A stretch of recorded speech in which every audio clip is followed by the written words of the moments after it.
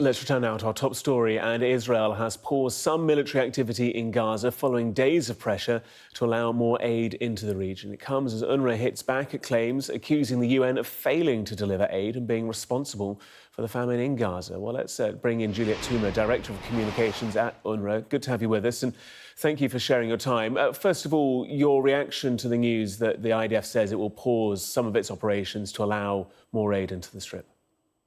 Thanks for having me again. It's welcome news, but it is news so far. So until there is real progress and statements turn into action, children continue to die in Gaza of starvation. There must be 500 to 600 trucks allowed into Gaza every single day. Since May, Israel has allowed in 4,500 trucks for the UN and other aid groups. That's averaging 69 trucks a day. You say you need 10 times that number. That's correct, except none of these trucks were for my agency, UNRWA, which is the largest humanitarian organization. You see, we have 6,000 trucks that are currently in Egypt and in Jordan, where I am this morning.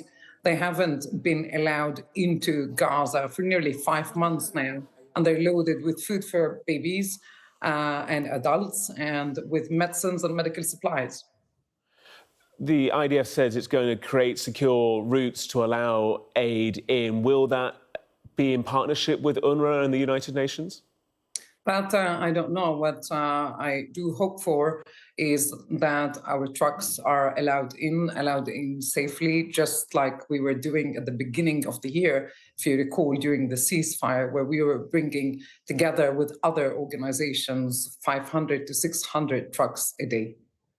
What do you make of these reports of the airdrops and other countries getting involved in the airdrops? We saw them in operation last April, I think it was. We saw people drowning as crates entered the sea, the desperation to get aid. We saw people being crushed by falling crates as well. And the numbers of tons of aid that can be distributed by air is tiny in comparison to what can be taken in by land.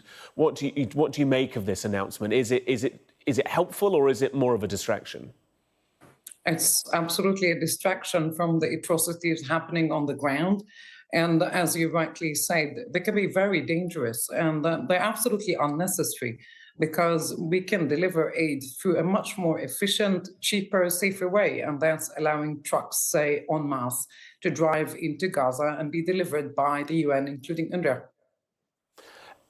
Anybody who's been following this story in recent weeks will have seen this discord, these two different narratives that are developed regarding the state of aid and the aid that's getting into the Strip. Israel puts forward one perspective, and the United Nations has a different readout on the situation regarding aid getting in. Talk to us about where this challenge is lying, about these trucks that are on the border, or some of them within Gaza, and why that aid may not be progressing to where it needs to go.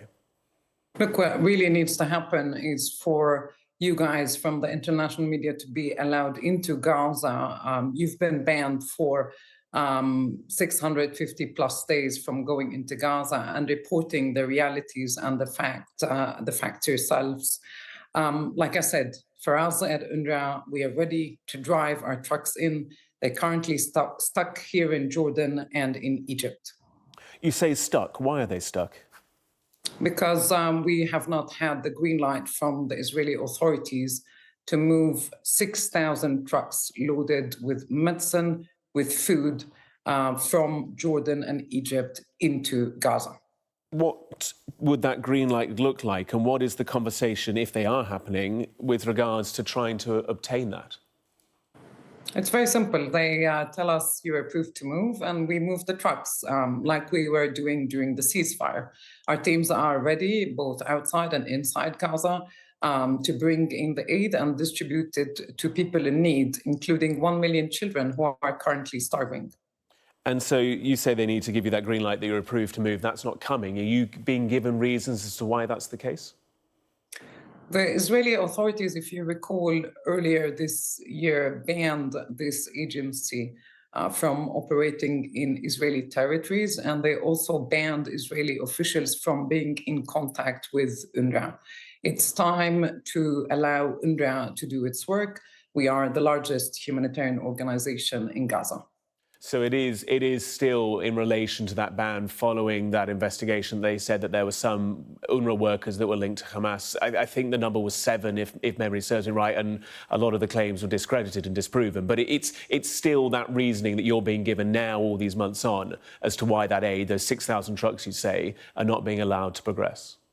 We've not been given any reasoning because the Israeli authorities are banned from being in contact with UNRWA. It has to do to an Israeli parliament law that was passed towards the end of October last year.